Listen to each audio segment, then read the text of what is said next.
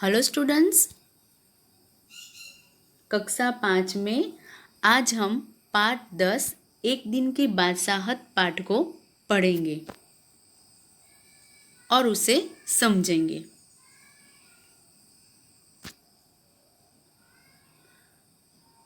पाठ 10 एक दिन की बादशाहत। आरिफ, सलीम, चलो फौरन सो जाओ। अम्मी की आवाज़ एन उस वक्त आती थी जब वे दोस्तों के साथ बैठे कव्वाली गा रहे होते थे या फिर सुबह बड़े मज़े में आइसक्रीम खाने के सपने देख रहे होते कि आपा झिंझोड़ कर जगा देती। जल्दी उठो, स्कूल का वक्त हो गया। दोनों की मुसीबत में जान थी। हर वक्त पाबंदी, हर वक्त तकरार, अपनी मर्जी से जो भी न कर सकते थे। कभी आरिफ को गाने का मूड आता तो भाईजान डांटते, चुप होता है या नहीं, हर वक्त मेढक की तरह टर्राया जाता है।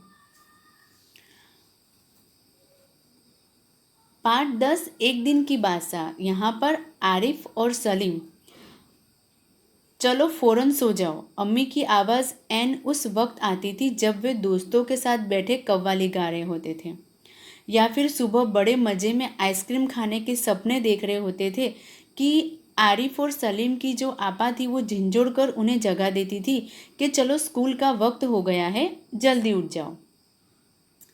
अब दोनों की मुसीबत में जान थी क्योंकि हर वक्त पाबंदी उनके ऊपर रहती थी। अपनी मर्जी से वे कुछ भी नहीं कर सकते थे।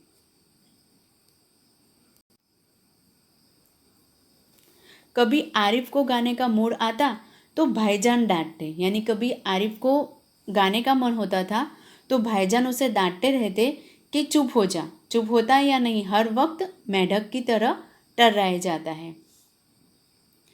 बाहर जाओ तो अम्मी पूछती, बाहर क्यों गए? अंदर रहते तो दादी चिल्लाती, हाय मेरा दिमाग फटा जा रहा है शोर के मारे। अरे रज़िया, जरा इन बच्चों को बाहर हाँक दे, जैसे बच्चे न हो, नहीं हुए मुर्गी के चूजे हो गए। अब वो बोलते थे कि बाहर जाओ तो अम्मी पूछती कि बाहर क्यों आए। अंदर रहते तो दादी चिल्लाती कि शोर के मारे उनका दिमाग फट रहा है। और दादी कहती कि इन बच्चों को जरा बाहर हाँक दे, तो वो बोलते जैसे बच्चे न हुए मुर्गी के चूजे हो गए, जैसे हम बच्चे न हुए मुर्गी के चूजे हो गए। दोनों घंटों बैठकर इन पाबंदियों से बच निकलने की तरकीबें सोचा करते। उन दोनों से तो सारे घर को दुश्मनी हो गई थी। लिहाजा दोनों ने, यानी दोनों घंटों बैठकर इन पाबंदियों से बच निकलने की तरकीबें सोचा करते थे। यानी आरिफ और सलीम दोनों बैठकर उन पर पाबंदी होती थी। कभी अम्मी उन्हें टोकती रहती तो कभी दादी। तो वो सोच रहे थे कि आखिर इनमें से बच निकलने की वो तरकीब सोचा करते थे। उन दोनों से तो सारे घर को दुश्मनी हो गई थी। लिहाजा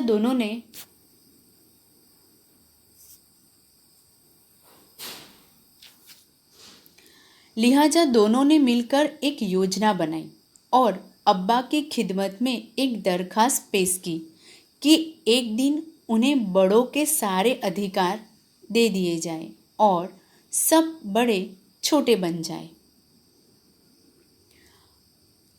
अब उन दोनों ने मिलकर एक योजना बनाई और अब्बा के सामने उसे पेश भी किया।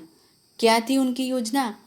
उनकी योजना में ये था कि एक दिन उन्हें बड़ों के सारे अधिकार दे दिए जाए, यानी जो बड़े जो करते वो सारे अधिकार किसको दे दिए जाए? आरिफ और सलीम को। और सब बड़े छोटे बन जाए, यानी छोटे बड़े बन जाए और बड़े सब छोटे बन जाए, और जो बड़े के अधिकार है वो उन दोनों को, उन छोटों को दे दिए जाए। ये अब्बा के सामने उन्होंने ये दरखास्त पेश की। अब कोई ज़रूरत नहीं है उधम मचाने की। अम्मी ने अपनी आदत के अनुसार डांट पिलाई, लेकिन अब्बा तो जाने किस मूड में थे कि न सिर्फ मान गए बल्कि यह इकरार भी कर बैठे कि कल दोनों को हर किस्म के अधिकार मिल जाएंगे। अब अम्मी ने कहा कि कोई ज़रूरत नहीं उधम मचाने की। अम्मी ने अपनी आदत के अनुसार उन दोनों को डांटा, लेकिन अब्बा का बोलते हैं कि अब्बा का पता नहीं क्या मूड था, किस मूड में थे वो, कि न सिर्फ मान गए, उनकी बात उन्होंने मान भी ली, बल्कि ये भी कह बैठे कि कल दोनों को हर किस्म के अधिकार भी मिल जाएंगे। अभी सुबह होने में कई घंटे थे कि आरिफ ने अम्मी को झिंझोर डाला, अम्मी जल्दी उठिए, नाश्ता तैयार कीजिए। अभी सुबह होने में यानी कि दूसरे दिन आरिफ और सलीम को बड़ों के सारे अधिकार मिलने वाले थे। तो अभी सुबह होने में कई घंटे थे कि आरिफ ने अम्मी को उठाया और बोला कि अम्मी जल्दी उठिए और नाश्ता तैयार कीजिए। अब आरिफ और सलीम दोनों सब उन्हें डांटते रहते, सब उन्हें बोलते रहते, तो उन्होंने एक योजना बनाई और उस योजना को उन्होंने अपने अब्बा के सामने पेश की। अब अम्मी ने तो उन्हें डांट दिया, लेकिन उनकी बात उनके अब्बा ने मान ली और ये भी कह बैठे कि कल तुम दोनों को बड़ों के सारे अधिकार मिल जाएंगे।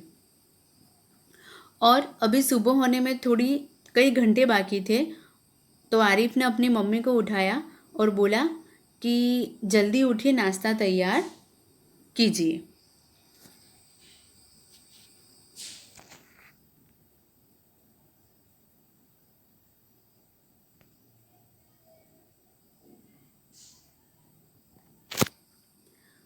अम्मी ने चाहा कि एक झापड़ रसीद करके सो रहे, मगर याद आया कि आज तो उनके सारे अधिकार छीने जा चुके हैं। अब जैसे ही उसने अम्मी को उठाया कि जल्दी उठिए, नाश्ता तैयार कीजिए, तो अम्मी ने चाहा कि अभी एक झापड़ उसे रसीद करके सो रहे, यानी कि उसे एक चांटा मार के सो रहे, मगर फिर उन्हें याद आया कि आज तो उनके सारे अधिकार छीने जा चुके हैं। फिर दादी ने सुबह की नमाज पढ़ने के बाद दवाएं खाना और बादाम का हरीरा पीना शुरू किया। तो आरिफ ने उन्हें रोका, तौबा है दादी, कितना हरीरा पिएगी आप, पेट फट जाएगा। और दादी ने हाथ उठाया मारने के लिए। फिर दादी ने सुबह की नमाज पढ़ने के बाद दवाएं खाना और बादाम का हरीरा पीना शुरू किया। तो आरिफ ने दादी को रोका और बोला कि दादी कितना हरीरा पिएगी आप, पेट फट जाएगा आपका।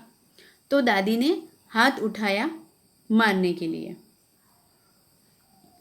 नाश्ता मेज पर आया तो आरिफ ने खान सामा से कहा, अंडे और मक्खन वगैरह हमारे सामने रखो, दलिया और दूध बिस्कुट इन सबको दे दो। अब नाश्ता जब मेज पर आया तो आरिफ ने खान सामा से कहा, यानी जो खाना बनाते हैं उनसे कहा कि अंडे और मक्खन वगैरह जो भी है वो सब हमें दे दो, यानी हमारे सामने रखो, और दलिया और दूध बिस्कुट इन सबको दे दो। आपा ने कहर भरी नज़रों से उन्हें घूरा, मगर बेबस थी, क्योंकि रोज की तरह आज वह तरमाल अपने लिए नहीं रख सकती थी। सब खाने बैठे तो सलीम ने अम्मी को टोका, अम्मी जरा अपने दांत देखिए, पान खाने से कितने गंदे हो रहे हैं। मैं तो दांत मान चुकी हूँ, अम्मी ने टालना चाहा। अब सब खाने बैठे तो सलीम ने अम्मी को टोका कि अम्मी जरा अपने दांत देखिए, पान खाने से कितने गंदे हो गए हैं। तो अम्मी ने बात को टालना चाहा और कहा कि मैं तो अपने दांत मांज चुकी हूँ।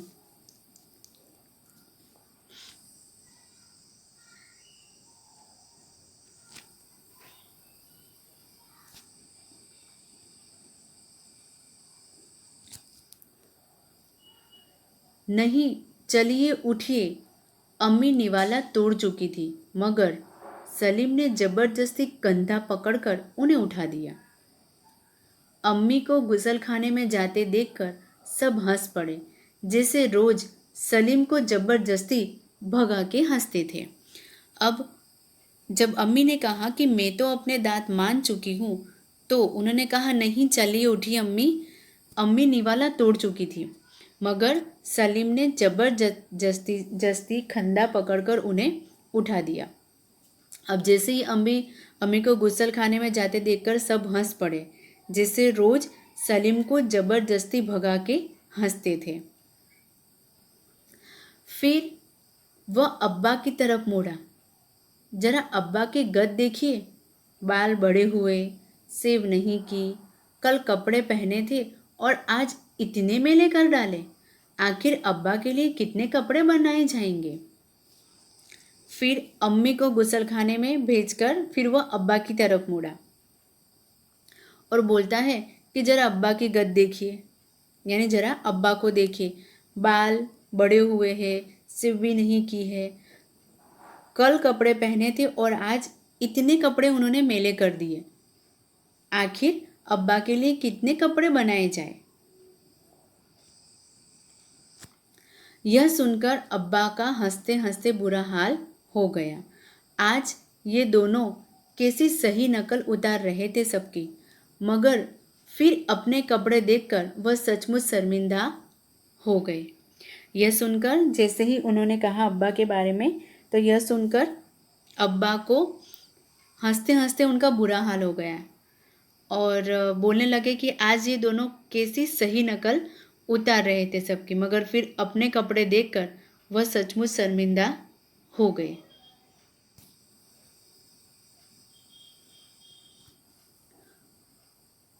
थोड़ी देर बाद जब अब्बा अपने दोस्तों के बीच बैठे अपनी नई गज़ल लहक लहक कर सुना रहे थे, तो आरिफ फिर चिल्लाने लगा, बस कीजिए अब्बा, फ़ौरन ऑफिस जाइए, 10 बज गए।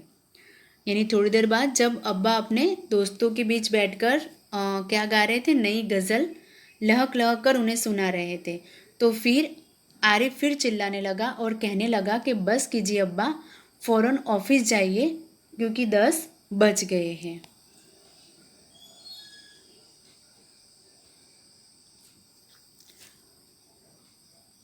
तो बस बच्चों, आज के लिए इतना ही।